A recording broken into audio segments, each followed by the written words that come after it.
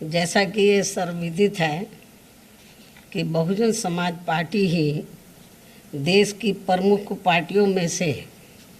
एकमात्र ऐसी जानी मानी व पहचानी पार्टी है जिसका सर्वोच्च नेतृत्व यहाँ शुरू से ही दलित एवं अन्य उपेक्षित वर्गों के हाथों में ही रहा है और अभी भी है, तथा जो किसी की भी अर्थात ना ही बीजेपी के एनडीए व कांग्रेस के यूपीए की व इनके किसी भी घटक दल की एवं अन्य किसी और भी गठबंधन व पार्टी की भी पिछलग्गू पार्टी नहीं है और ना ही दूसरी पार्टियों की तरह बड़े बड़े पूंजीपतियों व धन्ना सेठों आदि की भी गुलामी करने वाली पार्टी है, बल्कि स्पष्ट तौर पर देश के खासकर गरीबों, मजदूरों, बेरोजगारों, दलितों, आदिवासियों, अक़लियतों एवं अन्य उपेक्षित वर्गों आदि के हितों में स्वतंत्र एवं निडर होकर फैसले लेने वाली पार्टी है। वह उस पर पूरी ईमानदारी व दमदारी से अमल भी करती है और यदि कोई भी विरोधी पार्टी व उसकी सरकार इन वर्गों के हितों में उचित फैसला लेती है तो उसका हमारी पार्टी बिना किसी हिचक, दबाव व डर के पूरे तौर से खुलकर उसका फैसला लेती है, उसका समर्थन भी करती है, चाहे उसका हमें कितना भी भारी नुकसान क्यों ना उठाना पड़े, और उठाया भी है हमने। कहने का तात्पर्य यह है कि अन्य पार्टियों की तरह हमारी पार्टी की कथनी व करनी में कभी भी कोई अंतर नहीं होता है। साथ ही हमारी पार्टी का संकल्प औरों की जुमलेबाजी से अलग हटकर तथा सर्वजन हिताय व सर्वजन सुखाय के आधार पर चलकर भारतीय संविधान के निर्माता परम पूज्य बाबा साहब डॉक्टर भीमराव अंबेडकर के देश हित की सच्ची मानवतावादी सोच को ज़मीनी हकीकत में उतारकर यहाँ गरीबों व मजलूमों आदि का सही से उद्धार करके उन्हें समाज व देश की मुख्य धारा में लाना है। और यही सब हमारी पार्टी व उसके नेतृत्व की वह खास विशेषता है जो यहाँ अपने देश में किसी भी विरोधी पार्टी को अच्छी नहीं लगती है, तथा वे जातिवादी सोच रखने वाले लोग बीएसपी को नीचा दिखाने में व उसके नेतृत्व को बदनाम करने के लिए कभी भी कोई मौका नहीं छोड़ते हैं। और उनमें से खासकर जो पार्टी केंद्र व राज्यों की सत्ता में होती है तो वह साम दाम दंड भेद आदि अनेकों प्रकार के हथकंडे अपनाकर वह बीएसपी के विधायकों आदि को भी तोड़कर हमारी पार्टी व मूवमेंट को कमज़ोर करने में ही लगातार लगी रहती है। और ख़ासकर कांग्रेस व बीजेपी आदि जैसी ये विरोधी पार्टियां ये रत्ती भर भी नहीं चाहती हैं कि परम पूज्य बाबा साहब डॉक्टर भीमराव अंबेडकर का मानवतावादी संविधान उनकी सही मंशा के हिसाब से इस देश में लागू हो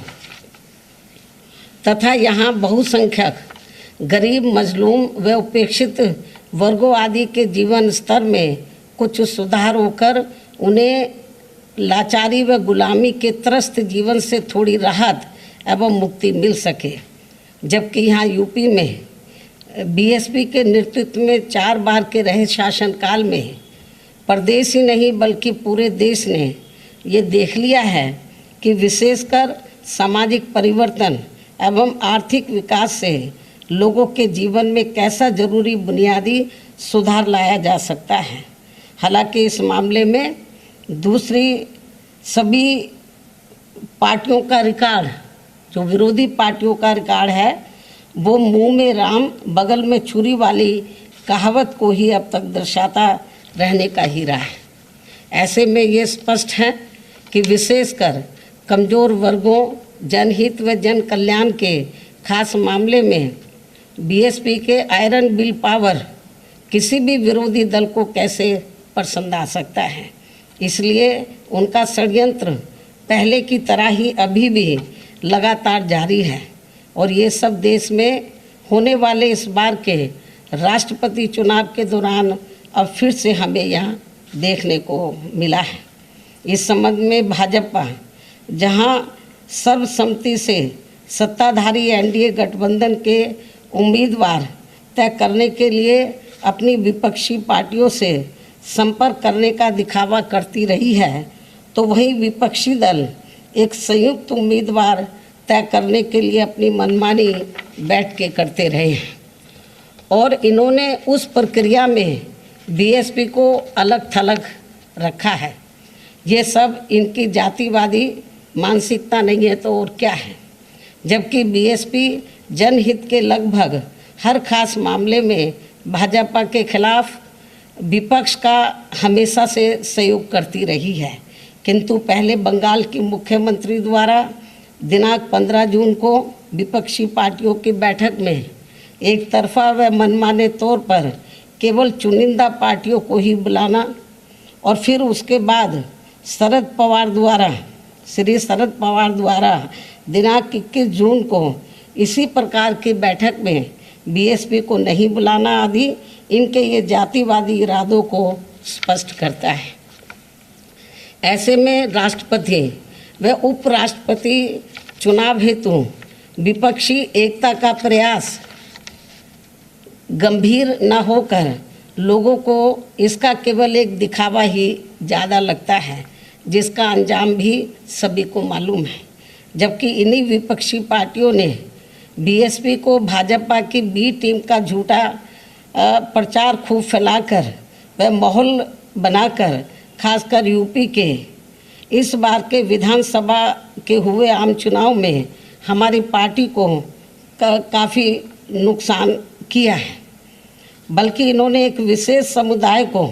बीएसपी के खिलाफ व सपा के पक्ष में इतना ज़्यादा गुमराह किया कि सपा तो हारी ही हारी, अंत में भाजपा यहाँ दोबारा से सत्ता में आ गई। लेकिन इस आत्मघाती रवैये के बाद भी विपक्षी पार्टियों का बीएसपी विरोधी जातिवादी रवैया अभी भी बरकरार है, जिसके बाद निश्चय ही बीएसपी अब किसी भी मामले में अपना निर्णय लेने के लिए पूरी तरह से स्वतंत्र व आज़ाद है, जो बीएसपी के प्रति विपक्ष की जारी जातिवादी नीति की ही करनी धरनी का ही परिणाम है। और ऐसे संकीर्ण जातिवादी तत्वों को ना तो पहले परम पूज्य बाबा साहब डॉक्टर भीमराव अंबेडकर व उनका मानवतावादी मूवमेंट गवारा हो रहा था और ना ही अब इन्हें बीएसपी को फलना फूलना हजम हो पा रहा है, क्योंकि बाबा साहब डॉक्टर भीमराव अंबेडकर के ज़बरदस्त जीवन संघर्षों से जो कुछ देश के गरीबों, मजदूरों, बेरोजगारों, दलितों, शोषितों, पीड़ितों आदि को संवैधानिक व कानूनी तौर पर मिला वह ऐतिहासिक व अनमोल था। और फिर इसके बाद उनकी अनुयायी पार्टी बीएसपी के माध्यम से इन उपेक्षित समाज के करोड़ों लोगों को उनके जो संवैधानिक व कानूनी अधिकार जमीनी स्तर पर खासकर यूपी में मिल पाया है, वे बेमिसाल है, जो इन सभी बीएसपी विरोधी पार्टियों को कैसे हजम होने वाला है। इसलिए अलग अलग पार्टी होते हुए भी बीएसपी के विरोध के मामले में भी ये सभी पार्टियां अंदर अंदर एक हो जाती हैं और हमें नुकसान पहुंचाती हैं। लेकिन बीएसपी ये सब कड़वा सच जानकर व समझकर यहाँ गरीबों, शोषितों व उपेक्षित वर्गों आदि के हित में परम पूज्य बाबा साहब डॉक्टर भीमराव अंबेडकर की तरह ही पत्थर काट कर अपना रास्ता खुद बनाने के लिए लगातार संघर्ष करती रहती है। और इन वर्गों का हित एवं आत्मसम्मान व स्वाभिमान बीएसपी के लिए सर्वोपरि है, जिसके लिए हमारी पार्टी कभी भी किसी से कोई समझौता कतई नहीं करती है तथा अब वर्तमान समय में इसी कड़ी में राष्ट्रपति चुनाव में अपना फैसला खुद लेने के लिए स्वतंत्र है, आज़ाद है। जिसके तहत ही हमारी पार्टी ने आदिवासी समाज को अपनी मूवमेंट का खास हिस्सा मानते हुए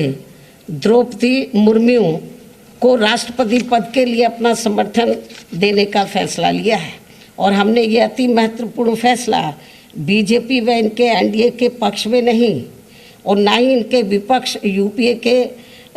विरोध में कोई सोच कर लिया है, बल्कि अपनी पार्टी व मूवमेंट को विशेष ध्यान में रखकर ही एक आदिवासी समाज के योग्य व कर्मठ